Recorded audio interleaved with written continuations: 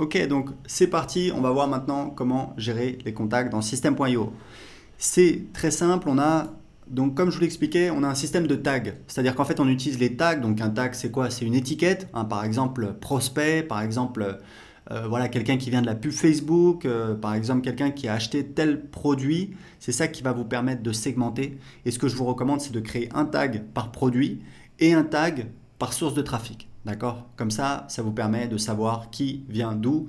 Par exemple, vous avez un blog, les gens qui s'inscrivent sur votre blog, vous allez leur mettre un tag prospect-blog, par exemple. Par exemple, si vous avez une chaîne YouTube, donc dans votre chaîne YouTube, en dessous de vos vidéos ou dans vos vidéos, vous avez un appel à l'action, vous dites allez cliquez pour télécharger voilà, un cadeau, un PDF, une vidéo. Vous envoyez les gens sur une page de capture que vous avez créée avec System.io. Dans cette formation, je vous montrerai comment créer des pages de capture en quelques minutes. Et vous pouvez définir une règle d'automatisation automatiquement. Les gens qui s'inscrivent sur cette page de capture, vous allez leur mettre un tag, par exemple, prospect-YouTube. Voilà, évidemment, vous les appelez comme vous voulez, vous faites comme vous voulez, c'est juste des recommandations pour gérer votre business. Donc le nom du tag, on va mettre par exemple, voilà, prospect-YouTube, comme je vous disais. Hop, j'ai mon nouveau tag qui est ici. Donc vous devriez commencer par créer un tag. Vous pouvez le faire en même temps que moi. Vous pouvez créer le tag prospect ou contact. C'est comme vous voulez, honnêtement. Je trouve que le mot prospect n'est pas très joli, mais c'est vraiment une préférence personnelle, c'est pas très important. On va dire que contact, voilà, c'est quelque chose d'assez simple, c'est un contact. C'est juste quelqu'un dont on a ses coordonnées. On peut donc le recontacter, mais c'est pas forcément un client, c'est pas forcément quelqu'un de très qualifié. D'accord ? Donc ici, vous avez donc la gestion des tags et ici, vous avez les contacts qui vont apparaître et vous pouvez donc utiliser ici ce sélectionneur. Alors évidemment, on n'a pas encore de contact, donc on va donc ajouter un contact. Donc ici, vous voyez, ça ressemble à une fiche de contact.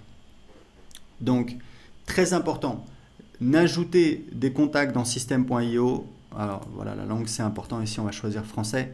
N'ajoutez que des contacts dans System.io de personnes qui vous ont donné l'autorisation de les contacter. D'accord ? En France, il faut savoir qu'il est interdit d'envoyer un email à quelqu'un qui ne vous a pas demandé, à quelqu'un qui ne vous a pas donné son autorisation. C'est ce qu'on appelle du spam.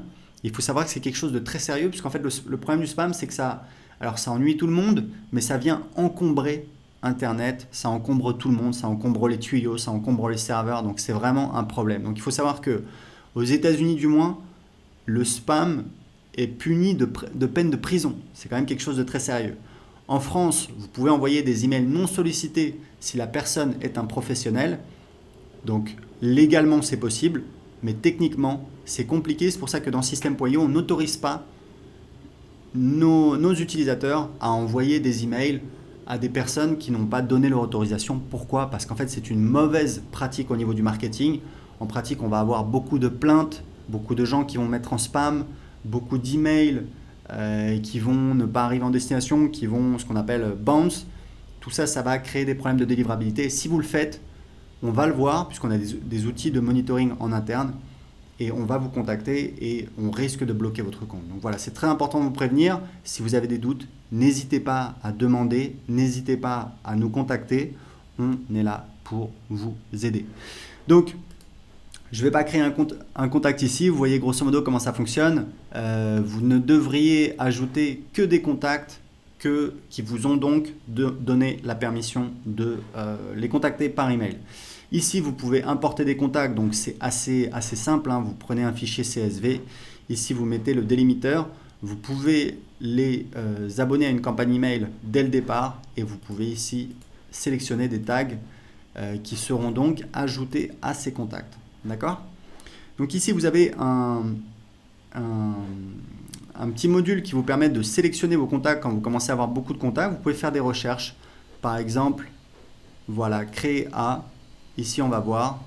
Moi, ce que j'aime bien regarder, c'est égal à, et je vais regarder la veille pour voir le nombre de nouveaux contacts qui se sont inscrits la veille. Il faut savoir que le nombre de nouveaux contacts qui s'inscrivent par jour, c'est un excellent indicateur de santé de votre business. Quand vous regardez des gens qui ne gagnent pas d'argent avec Internet, quand vous regardez en détail, très souvent, tous les jours, ils ont à peu près 0, 1 ou 2 contacts qui s'inscrivent. Voilà, ils n'ont quasiment pas de nouveaux contacts. Qui dit pas de nouveaux contacts, pas de nouveaux prospects. Donc, évidemment, pour faire des ventes, c'est très compliqué si vous n'avez personne à qui vous pouvez parler. Donc, c'est très important de voir combien de nouveaux contacts vous avez eu. Voilà, donc là, vous avez différents instruments. Vous pouvez enregistrer des filtres. Faites attention parce que parfois, vous allez voir, donc là, j'ai ça c'est sélectionné. Si je pars, voilà, et que je reviens dans le contact, ce sera toujours sélectionné. Voilà.